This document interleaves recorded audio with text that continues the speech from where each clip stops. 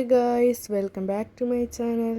ഇന്ന് ഞാൻ ഉണക്കമീൻ ഉള്ളി മുളക് ഇടിച്ചതിൻ്റെ റെസിപ്പി ആയിട്ടാണ് വന്നിരിക്കുന്നത്. ചതച്ച മുളക് വേണം, കൊച്ചുള്ളി വേണം, ഉണക്കമീൻ വേണം. കടവരാലാണ് ഇവിടെ കിട്ടിയിരിക്കുന്നത്. അപ്പോൾ നമുക്ക് റെസിപ്പി കണ്ടാലോ. പാൻ ഒഴിച്ച് കറിവേപ്പില ഇട്ട് ഉള്ളി ചതച്ച് വെച്ചിരിക്കുന്ന ഇതിട്ട് ഉപ്പും കൂടെ ഇട്ട് വഴറ്റണം. വഴന്ന് വരുമ്പോഴത്തേനും എന്നിട്ട് ഇത് ഇളക്കി കൊടുത്തുകൊണ്ടിരിക്കണം, ഇല്ലെങ്കിൽ കരിഞ്ഞു പോയി കഴിഞ്ഞാൽ അതിൻ്റെ ടേസ്റ്റ് അങ്ങ് മാറും. അത് കഴിഞ്ഞ് ഇത് വഴന്ന് വരുമ്പോഴത്തേനും ഈ ചതച്ച മുളക് ഇങ്ങനെ ഇട്ട് കൊടുക്കണം.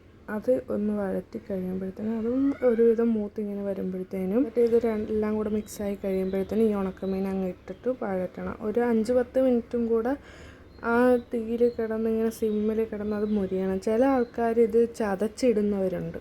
നമ്മളിവിടെ ഇങ്ങനെയാണ് ചെയ്യുന്നത്. ചതച്ചും ഇടും, ഇങ്ങനെ ഇടും. പക്ഷെ രണ്ടും അടിപൊളി ടേസ്റ്റാണ്.